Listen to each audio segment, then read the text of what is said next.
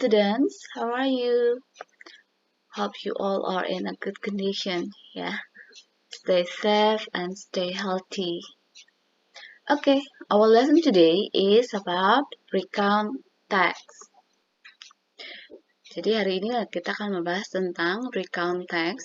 Kita akan membahas tentang the definitions, types of recount, ya, generic structure, language features, and the example of recount text. So, kita mau lihat apa sih itu recount text? What is recount text?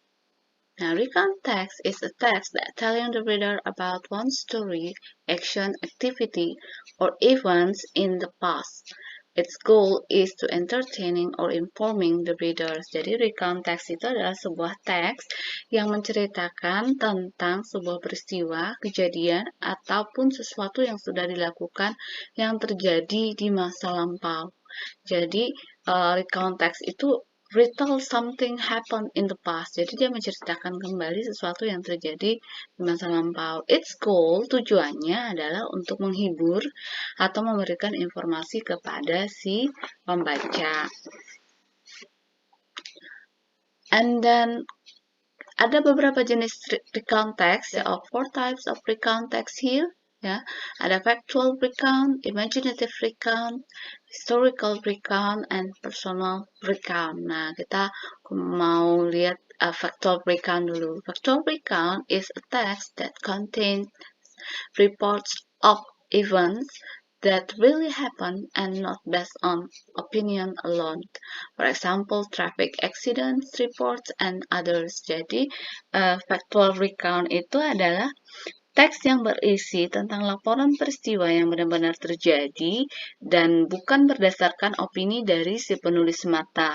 Seperti misalnya laporan tentang kecelakaan lalu lintas dan sebagainya. Jadi itu fakta, ya, bukan hanya sekedar opini dari si penulis. Kemudian ada imaginative recount. Nah, imaginative recount is a type of recount text that present imaginative stories based on events, as well as events that have occurred or experienced which are then written into text forms. Jadi, imaginative recount itu merupakan teks recount yang berfungsi untuk menyajikan cerita imajinatif berdasarkan peristiwa atau kejadian yang telah terjadi ataupun dialami oleh si penulis yang mana kemudian dituliskan dalam bentuk teks. Kemudian ada historical recount, ya. It's a type of recount text that contains and discusses a story that has happened in the past. Jadi historical recount itu adalah jenis teks membahas tentang sejarah yang pernah terjadi di zaman dahulu kala. Misalnya cerita sejarah yang diceritakan kembali itu berupa tempat bersejarah, benda-benda bersejarah, maupun peristiwa-peristiwa bersejarah yang pernah terjadi seperti misalnya peristiwa Sumpah Pemuda, peristiwa tentang proklamasi, ya, peristiwa tentang didirikannya Tugu Monas misalnya dan sebagainya. Itu adalah historical recount. And then the last one is personal recount. Nah, personal recount ini is a text that is used to retell about personal experiences that have been passed by the writers. Jadi personal recount itu adalah teks yang digunakan untuk menceritakan kembali tentang pengalaman pribadi dari si penulis. So, itu adalah types of recount text. Now we go to the generic structures of recount text. Dan generic structure of recount text ini adalah sering juga disebut dengan struktur teksnya. Jadi, kenapa sih kita perlu tahu generic structure? Supaya nanti ketika kita menulis recount text itu kita bisa tahu recount text yang benar itu seperti apa. Nah, yang pertama itu ada orientation, kemudian ada events dan reorientations. Ini adalah bagian-bagian dari generic structure of recount text. Nah, orientation gives the readers the background information needed to understand the text, such as who was involved, where it happened, and when it happens. Jadi, bagian orientation ini biasanya dia ada di paragraf awal. Nah, isinya itu dia berisi informasi tentang apa saja yang ada di dalam teks, misalnya siapa yang terlibat di dalamnya, kapan peristiwanya terjadi, di mana peristiwanya terjadi, itu ada biasanya di dalam orientation, ya. Kemudian yang kedua ada events. Nah, events itu series of events ordered in chronological sequence. Jadi, events ini adalah peristiwa-peristiwa yang terjadi, yang diceritakannya itu, tapi dia secara berurutan. Jadi, urutan rangkaian peristiwa yang ada, ya. Peristiwa mana yang lebih dulu terjadi, apa setelahnya, ya seperti itu. Kemudian yang terakhir ada reorientation. Nah, reorientation ini biasanya opsional, bisa ada, bisa juga tidak ada pada dalam sebuah text recount.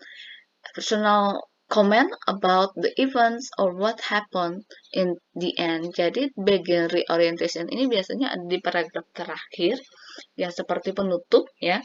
Jadi dia berisi tentang komen dari si penulis, bisa juga dia kesimpulannya seperti apa, atau dia hanya menceritakan apa yang terjadi di akhir ceritanya, seperti itu. Itu ada bagian dari reorientation. Nah, sekarang ada language features. Nah, language features atau unsur kebahasaan yang dipakai dalam membuat recount text. Yang pertama, using simple past tense. Jadi karena tadi dia menceritakan sesuatu kejadian yang terjadi di masa lampau, jadi tenses yang digunakan itu adalah simple past. Ya, nah kadang-kadang bisa muncul juga tentang present perfect tense, itu bisa muncul. Tapi keseringan itu adalah simple past tense.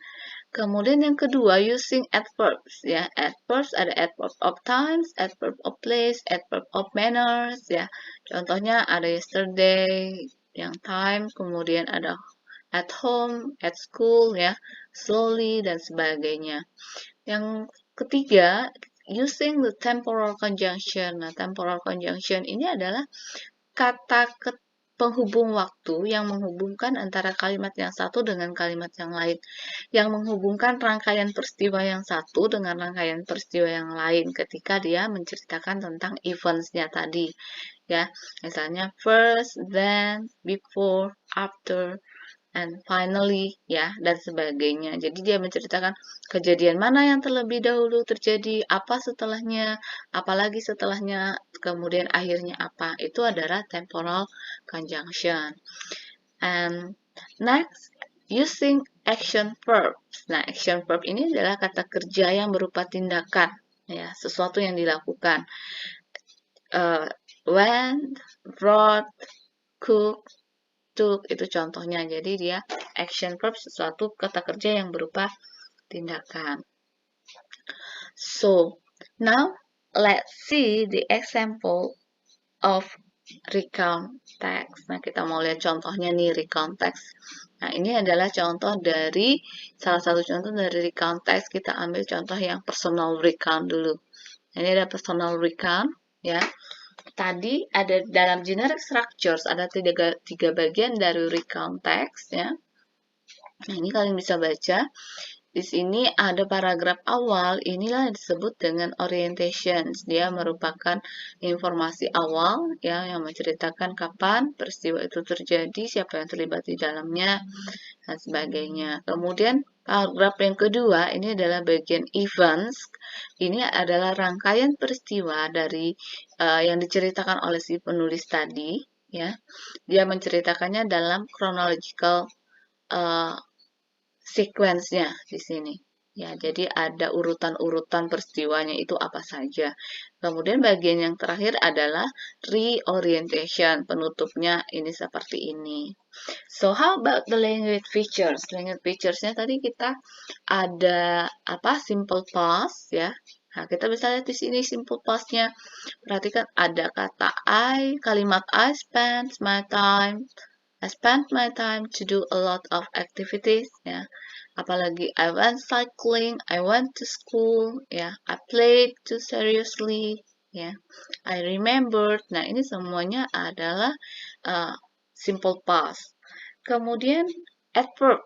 ya. Tadi ada adverb of times, adverb of place, adverb of manner, semua bisa kita pakai di dalam membuat recount text. Contohnya ada last Wednesday, ini adalah adverb of times ya. Kemudian ada 3 p.m. ya, went to school, ini adverb of place. Apalagi 8 p.m. went to sport hall. Nah, ini adalah adverb of place. I played too seriously. Nah, ini adverb of manners-nya ada di sini. Ya, itu adalah adverb dan banyak lagi yang lainnya.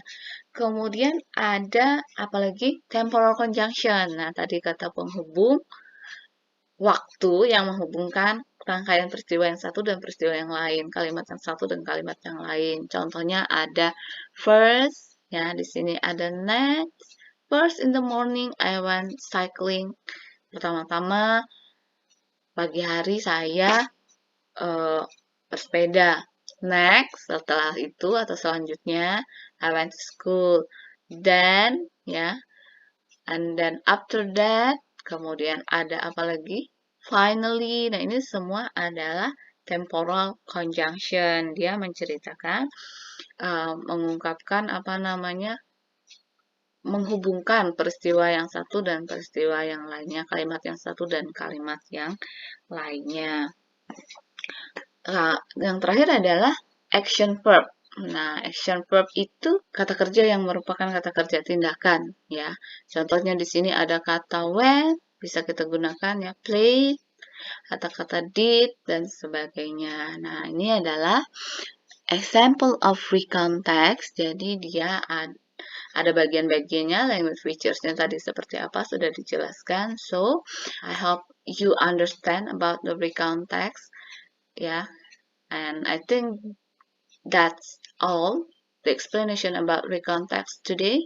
So, see you in the next lesson.